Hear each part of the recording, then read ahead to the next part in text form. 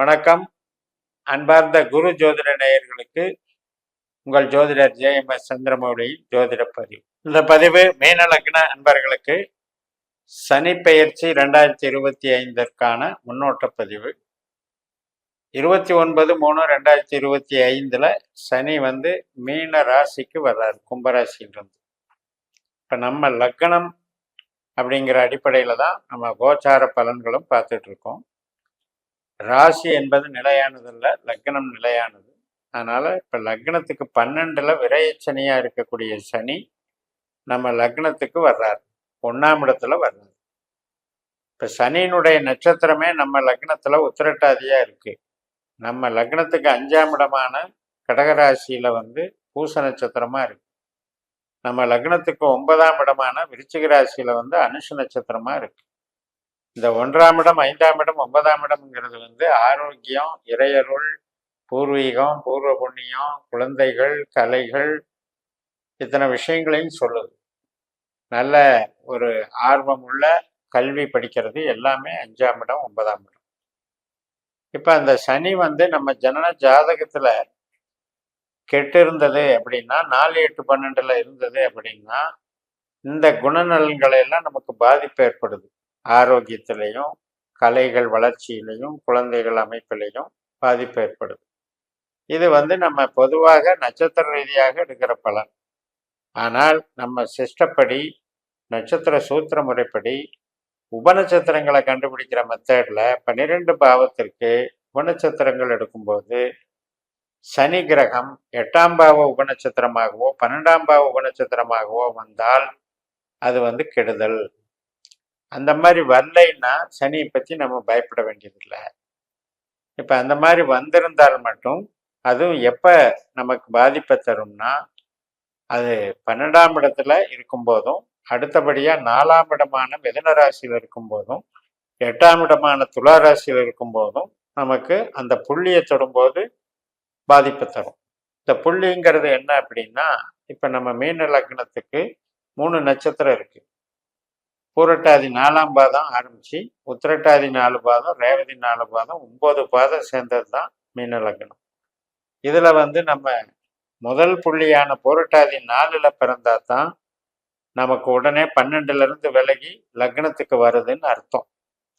அதே நீங்க உத்திரட்டாதி 4ஆம் பாதத்துல லக்னம் அமைந்திருந்தது, லக்ன புள்ளி அமைந்திருந்ததுன்னா, அந்த உத்திரட்டாதி 4ஆம் பாதத்துக்கு என்னைக்கு சனி சேருதோ அன்னைக்கு தான் சனி பெயர்ச்சி. அப்பதான் 12ஆம் பாவத்துல இருந்து மாறுதுன்னு அர்த்தம், லக்னத்துக்கு வருதுன்னு அர்த்தம். இப்போ நம்ம லக்ன புள்ளியே கடைசி புள்ளியா இருந்ததுன்னு வைங்க, ரேவதி 4ஆம் பாதமாக இருந்ததுன்னா நமக்கு இது ஃபுல்லாவே 12ஆம் பாவமாவே ஓடிக்கிட்டு இருக்கும். ஆனா இப்ப இருக்கிறது 11ல போயிட்டு இருக்குன்னு அர்த்தம். அப்ப கடைசி புள்ளி, நடுப்புள்ளி, ஆரம்ப புள்ளி எல்லாமே இந்த 9 புள்ளியில எந்த புள்ளிங்கிறத வச்சு 12 பாவத்திற்கும் எல்லைகள் மாறுது. அந்த எல்லைகள் படி கிரகங்கள், அடைவுகள் எல்லாத்தையும் நம்ம ஜோதிடத்துல பார்த்து பயன்படுத்தினீங்கன்னாதான் சரியான உங்களுக்கு பதிலை புரிஞ்சிக்க முடியும், சரியான ஜோதிடத்தை அணுக முடியும். இப்ப இந்த சனி அப்படிங்கிறவர் துக்ககாரகன் தான், கஷ்ட நஷ்டத்தை தர்றவர் தான் அப்படின்றது ஜென்ரல் இது.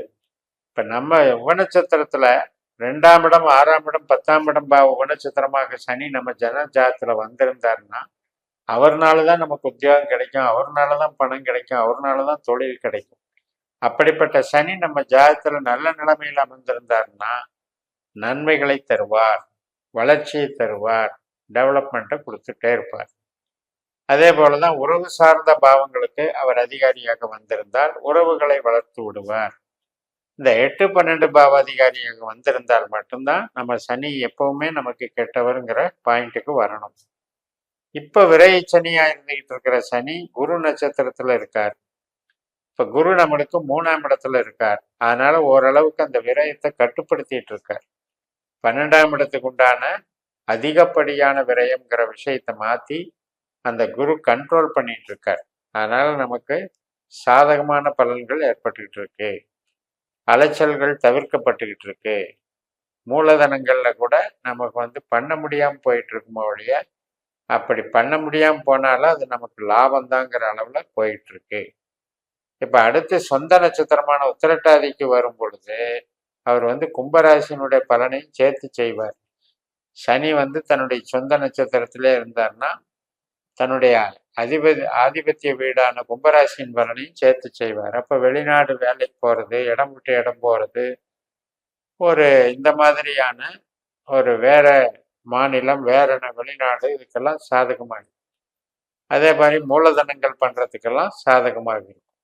இப்படிதான் நமக்கு அந்த நட்சத்திரப்படி பலன் தரும். இப்ப இதெல்லாமே வந்து எப்பவுமே நடக்காது. நமக்கு இப்போ கோச்சாரத்துல சனி பெயர்ச்சி பலன் தெரியணும்னா நம்ம ஜாதக திசைப்படி நமக்கு சனியினுடைய திசையோ புத்தியோ அந்தரமோ சூட்சுமமோ நடந்துகிட்டு இருக்கணும். இருந்தால்தான் இந்த கோச்சாரத்தை பார்க்கறதுல பலன் உண்டு, இல்லாம பார்க்கறதுல பிரயோஜனம் இல்லை. அப்ப சனி அப்படின்றவர் 2.5 வருஷ காலம் நம்ம லக்னத்துல இருந்தாலும் கூட நமக்கு வந்து லக்னம் அப்படிங்கிறது வந்து அது வீடு தான், அதுக்குள்ள இருக்கிற நட்சத்திரம் தான் வேலை செய்யும். அப்ப உத்திரட்டாதியில் இருக்கா, அடுத்து ரேவதிக்கு போகுதா, இந்த நட்சத்திரம் எந்த பாவங்களை குறிப்பிடுதோ அந்த பாவ செயல்களை அவர் லக்னத்துல இருந்து செய்யறாருன்னு அர்த்தம். அப்படி எடுத்து கான்செப்டை கொண்டு போய் நம்ம பலன் பார்த்தோம்னா நமக்கு எளிதாக இருக்கும். தேவையில்லாத ஒரு பயம் வேண்டியதில்லை. ராசியை வச்சு பலன் பார்த்து 7.5 சனி நடக்குது, அஷ்டம சனி நடக்குது அப்படின்னு பயந்துக்கிட்டு எந்த ஒரு பிரச்சனை நடந்தாலும் சனி மேல பழியை போட்டுக்கிட்டு இருக்க வேண்டிய அவசியம் இல்லை. திசாபுத்தி கெடுதலாக இருந்து நமக்கு ஏதோ ஒரு பிரச்சனை நடந்துகிட்டு இருக்கும், ஆனா நம்ம அதெல்லாம் பத்தி நம்ம பார்க்கறது இல்லை. பார்க்காம சனினாலதான் இத்தனையும் நடக்குதுன்னு சொல்லி அவர் மேல பழி போட்டுட்டு இருப்போம். முதல்ல நம்ம ஜோதிடத்துல எந்த கிரகம் நமக்கு என்ன தருது, நம்ம ஜனன ஜாதகத்துல அது விதைக்கப்பட்டிருக்கு, பொதுவா எடுத்துக்கிட்டு பேசக்கூடாது. பொதுவா குரு கிரகம் நல்ல கிரகம் தான், ஆனா குரு வந்து நம்ம ஜனன ஜாதகத்தின்படி கெட்டது செய்யணும்னு வந்தா நாம் அதை தவிர்க்க முடியாது. அப்ப நாம குருவை வந்து ஆக்டிவேட் பண்ணிட்டு இருந்தீங்கன்னா ஒரு பிரயோஜனமும் இல்லை. அப்ப குரு திசையே நடந்தாலும் அது கஷ்டத்தையும் நஷ்டத்தையும் தான் தரும். இப்படியெல்லாம் நமக்கு ஜோதிடத்துல விதிகள் இருக்கிறதுனால நம்ம இந்த முறைப்படி நம்ம ஜனன ஜாதகத்தை கணிக்கிறது முக்கியம், அந்த கிரகங்களை அறிந்து கொள்றது முக்கியம். அதுக்கப்புறம் இப்ப நடக்கிற திசாபுத்தி பாவ பலன்கள்ல எந்த பாவங்களை இயக்குதுன்னு தெரிஞ்சுக்கிட்டு நமக்கு எந்த கேள்வி எந்த விஷயத்துல நமக்கு கேள்வி இருக்கு, ஈடுபாடு இருக்கோ அந்த விஷயத்துக்கு அந்த பாவ பலன்கள் சாதகமா பாதகமாங்கிறத தெரிஞ்சுக்கிட்டு அடுத்தடுத்த முடிவுகளுக்கு நம்ம வரலாம். அது மாதிரி பார்க்கும் பொழுது இப்ப விரயச்சனின்னா எந்நேரம் பார்த்தாலும் விரயமே பண்ணிட்டு இருக்காரு. உங்க ஜனன ஜாதகத்துல சனி திசாபுத்தி அந்தர சூட்சமா நடந்து அவர் 8-12 தொடர்பு இருந்தால்தான் அவங்களுக்கு தான் இந்த விரயங்கள் நடந்துகிட்டு இருக்கும். ஆனா நம்ம என்ன நினைச்சுக்கிறோம், ஒரு இடத்துக்குள்ள நுழைஞ்ச உடனே நடந்துருதுன்னு இருக்கும். அந்த இடமே வந்து முதல்ல எல்லைகளை வரையறுக்கிறதே இந்த புள்ளிகள் தான். எந்தெந்த புள்ளியில நமக்கு எந்தெந்த பாவங்கள் இருக்குங்கிறத நம்ம கணிச்சு எடுத்துக்கிட்டு தெரிஞ்சுக்கிட்டீங்கன்னா அந்த எல்லையில தான் உங்களுக்கு பகுக்கப்பட்டிருக்கு. மீன லக்னத்திலேயே கடைசி புள்ளியில பிறக்கிறவங்களுக்கு மீனத்தினுடைய 3/4 பகுதியுமே வந்து விரயபாவமா போயிடுது, மேஷத்தினுடைய 3/4 பகுதி லக்ன பாவமா வந்துடுது. இப்படி எல்லைகள் வந்து தள்ளி தள்ளி போகும். அப்ப அந்த எல்லைகளையே பகுக்காம நம்ம ஜோதிடம் பார்த்து பிரயோஜனம் இல்லை. அதனால எடுத்த உடனே விரைச்சனி அப்படின்னு நினைக்க வேண்டியதில்லை. இப்ப ரேவதி 4ஆம் பாவத்துல லக்னம் அமைஞ்சிருக்கவங்களுக்கு இப்ப விரயமே கிடையாது. ஏன்னா இன்னும் கடைசி புள்ளிக்கு வரல. இந்த பாவத்தினுடைய கடைசி புள்ளி அப்படிங்கிறது உங்களுக்கு கும்பத்துல 4ஆம் பாவமான பூரட்டாதி 3ஆம் பாவத்துல சனி வந்தாதான் விரயத்துக்குள்ள நுழையிறாருன்னு அர்த்தம். அப்ப நாம சொல்லி இருக்கிற பலன்படி நீங்க லக்னத்துல சனி வந்துடுச்சுன்னு எடுத்துக்கூடாது. அப்பதான் 12ஆம் பாவத்துக்குள்ள நுழையுதுன்னு எடுத்துக்கணும்.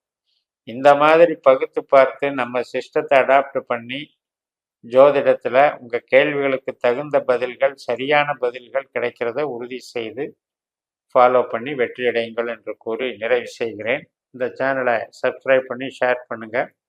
உங்க தனிப்பட்ட ஜாதக பலாபலன்களை என்னுடைய வாட்ஸ்அப் நம்பர்ல தொடர்பு கொண்டு பலன் பெறுங்கள்.